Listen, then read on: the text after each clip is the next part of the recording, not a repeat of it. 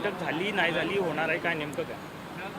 बच्चू कडूजी यांनी जे निवेदन सरकारकडे पाठवलं त्यावर माननीय मुख्यमंत्र्यांनी आज 11 वाजता बैठकीचं आयोजन केलं। आपल्याला माहिती आहे की सर्व उच्चस्तरीय अधिकारी अजितदादा वगैरे बैठकीला आले आहेत, पण आतापर्यंत आम्ही वाट बघितली। कालही बच्चू कडूला विनंती केली, आज सकाळी केली आणि मग राजू शेट्टीजींना निमंत्रण दिलं होतं तेही आले नाही। महादेवराव जानकर यांनाही निमंत्रण दिलं, अजित नवलेलाही निमंत्रण दिलं। मी स्वतः अजित नवले, महादेवराव जानकर, राजू शेट्टीशी बोललो, कुणीही प्रतिनिधी उपस्थित नाही आहे, कुणीही प्रतिनिधी उपस्थित नाही आहे त्या बैठकीत अपेक्षित असलेले। त्यामुळं माननीय मुख्यमंत्र्यांनी जेव्हा आता हे निवेदनं येईल त्यांचे आणि त्यांचं निवेदन सरकारने आता घेतलेलं आहे त्यावर सर्व प्रधान सचिवाला त्या ठिकाणी त्यांचं काय काय करता येईल ते सांगितलं आहे। पण कुणीतरी बैठकीला यायला पाहिजे होतं, कुणीतरी बैठकीमध्ये चर्चा करायला पाहिजे होती। किमान बच्चू कडू, राजू शेट्टी, महादेवराव जानकर किंवा अजित त्या ठिकाणी जे आहेत त्यांनी यायला पाहिजे होतं, कुणीच आले नाही। त्यामुळे मग आतापर्यंत वाट बघितली, त्यामुळे आजची बैठक रद्द झाली।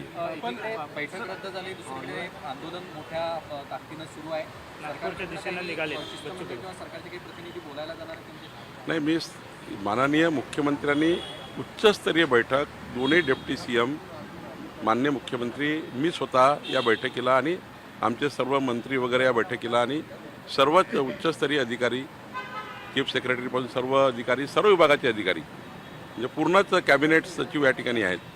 नाही काय त्या निवेदनात आहे, पण निवेदनावर बैठकीत चर्चा होत नाही। बैठकीत तर ते निवेदनावर चर्चा होईल, पण बैठकीमध्ये किमान कुणीतरी प्रतिनिधी असला पाहिजे, त्यावर बैठक चालतं, बैठकीत मागता येतं, मागणी करता येतं।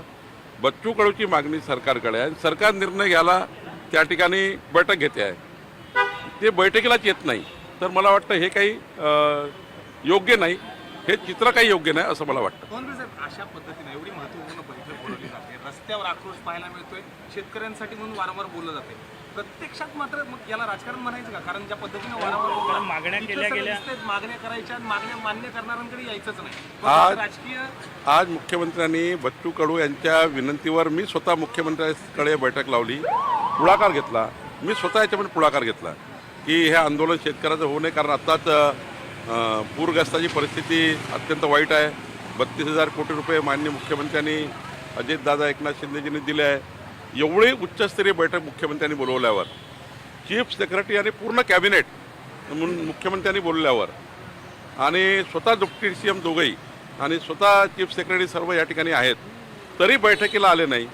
प्रतिनिधी यायला पाहिजे। समजा तुम्ही तिकडे आंदोलनात बसले आहे, 4 पैकी कोणतरी, महादेवराव जानकर आहे, त्यांचं नाव बैठकीमध्ये आहे, त्या ठिकाणी राजू शेट्टी जी आहेत, बच्चू कडूजी या ठिकाणी येऊन जाता आलं असतं। माझं काय म्हणणं आहे, बैठकीला येऊन जाता आलं असतं ना, आंदोलन करत थांबले असते, आता येऊन संध्याकाळी 4च्या फ्लाईटने वापस जाता आलं असतं।